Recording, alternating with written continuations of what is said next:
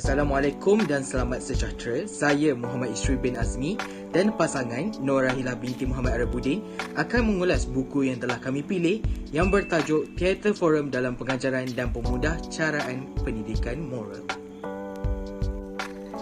Pengulasan buku ini akan dimulakan dengan penerangan latar belakang buku terlebih dahulu. Tajuk buku yang telah dipilih adalah Theatre Forum dalam Pengajaran dan Pemudah Caraan Pendidikan Moral. Buku ini dikarang oleh Nadara Rajan Tambu dan diterbitkan oleh Universiti Pendidikan Sultan Idris, UPSI. Buku ini diterbitkan pada tahun 2020. Buku ini tidak terlalu tebal jika dilihat berdasarkan bilangan muka surat yang ada pada buku. Secara total, buku ini mempunyai 134 muka surat tidak termasuk isi kandungan, kulit depan dan kulit belakang. Manakala untuk saiz buku, panjangnya adalah 22.5 cm dan lebar 15.5 cm.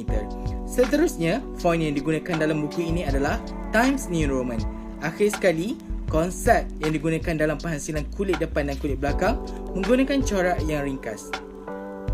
Seterusnya, buku ini akan diulas berdasarkan kandungan yang dinyatakan seperti berikut. Pertama, kandungan buku. Kedua, kekuatan buku. Ketiga, kekurangan buku. Keempat, ciri-ciri keistimewaan buku. Dan yang kelima, penambahbaikan. Demikian ulasan akan diteruskan berdasarkan kandungan yang terdapat dalam buku. Secara total, buku ini mempunyai 6 bab. Bab yang pertama, pendidikan dan pedagogi. Bab ini secara ringkas menerangkan fungsi pendidikan dan pengajaran pedagogi sebagai asas utama kepada pengajaran dan pemudah cara bagi pelajar untuk memahami kandungan pengajaran yang disampaikan. Seterusnya, fungsi guru sebagai pelaksana bagi merealisasikan dasar-dasar kerajaan. Di samping itu, adalah penting untuk guru membina dan menguasai kaedah pengajaran pedagogi yang berlainan bagi meningkatkan kreativiti pengajaran agar sesi pengajaran menjadi lebih menarik. Bab 2 iaitu teori kritis dan pedagogi kritis. Bab ini menyimpulkan bahawa pedagogi kritis adalah berpandukan teori kritis. Dalam erti kata lain, teori kritis merupakan asas kepada pedagogi kritis. Di samping itu, teori kritis dan pedagogi kritis diterjemahkan dalam bentuk teater forum bagi pemudah caraan pelajar. Kaedah teater forum diperkenalkan bagi memberi kebebasan dan mencipta ruang untuk pelajar menjadi lebih proaktif ketika proses pembelajaran.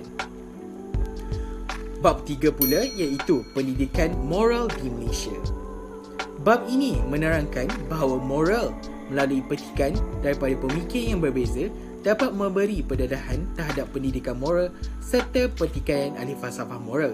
Selain itu, bab ini turut membincangkan mengenai program pendidikan moral Malaysia yang mana tertumpu kepada penaklukan moral, kepekaan dan amalan moral untuk menjana insan yang berakhlak mulia. Bab 4 iaitu pendidikan dan moral. Bab ini merumuskan bagaimana pengajaran media dramatik seperti drama dan teater boleh memberi pengajaran moral kepada pelajar. Selain itu, bab ini turut meyakinkan bahawa pengajaran dan pemudah caraan media teater dapat membantu pelajar untuk mengingat dan memahami pelajaran dengan lebih mudah. Di samping itu, melalui kumpulan teater, sekolah dan komuniti setempat dapat dihubungkan. Bab 5 iaitu Theatre Forum. Bab ini menerangkan tentang Theatre Forum yang merupakan alat pendidikan yang mampu membina akhlak dan moral masyarakat. Theatre Forum memberikan ruang kepada para pelakon dan penonton untuk berkongsi dan memberikan pendapat mereka secara terbuka mengenai isu-isu yang dilakonkan.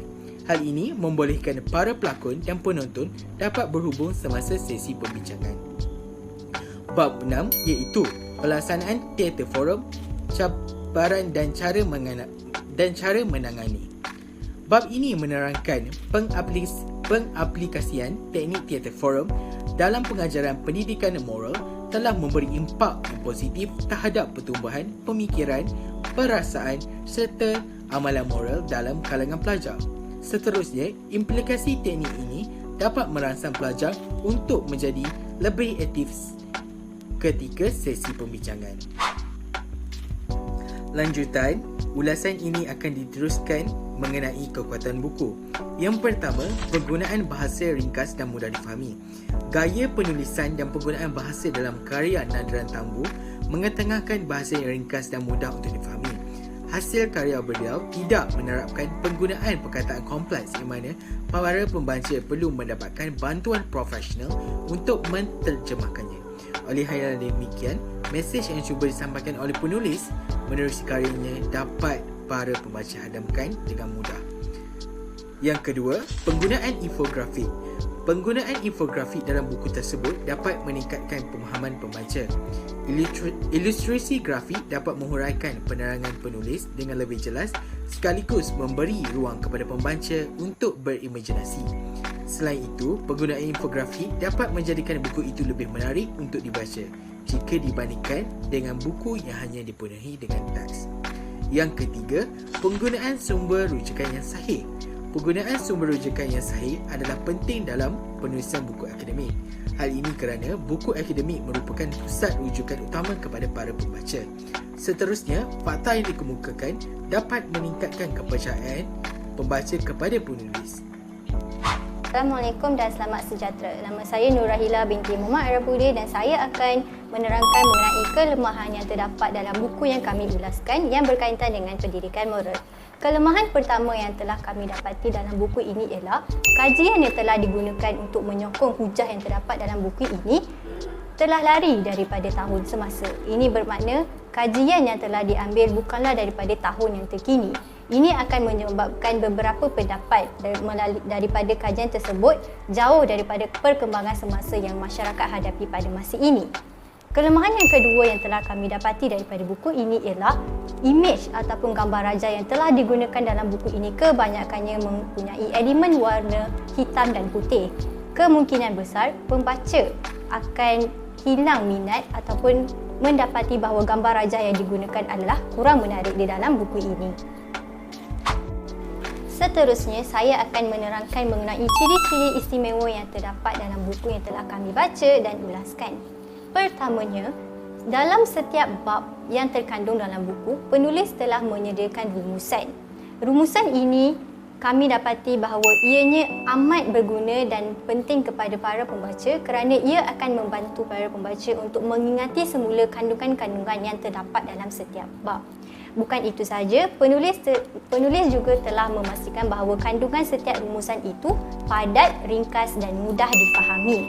Seterusnya, ciri istimewa yang lain terdapat dalam buku ialah tajuk utama buku itu sendiri, iaitu pendidikan moral. Kami berpendapat bahawa pendidikan moral merupakan satu tajuk yang amat penting bagi pembangunan masyarakat dalam aspek jasmani, emosi dan rohani. Hal ini kerana buku yang kami baca ini akan membantu pembaca untuk memperoleh kemahiran yang amat penting untuk mengendalikan konflik moral yang bakal mereka hadapi dalam kehidupan seharian. Yang terakhir, saya akan menerangkan mengenai cadangan tambahbaikan yang boleh dilakukan untuk buku ini. Yang pertamanya, penulis boleh menggunakan sumber rujukan yang terkini untuk menyokong hujah-hujah yang terkandung dalam buku. Hal ini kerana kajian yang terkini akan lebih relevan dan senang untuk dikaitkan dengan kehidupan masyarakat pada masa ini. Yang keduanya, tambah baik yang boleh dilakukan ialah memasukkan lebih lagi elemen gambar raja ataupun grafik untuk memudahkan pembaca memahami kandungan yang terdapat dalam buku. Hal ini kerana buku-buku pemudah caraan seperti buku yang kami ulaskan ini amatlah penting untuk memastikan bahawa pembaca memahami konten tersebut berdasarkan ilustrasi yang boleh dimasukkan oleh penulis. Sekian itu sahaja daripada kami. Terima kasih.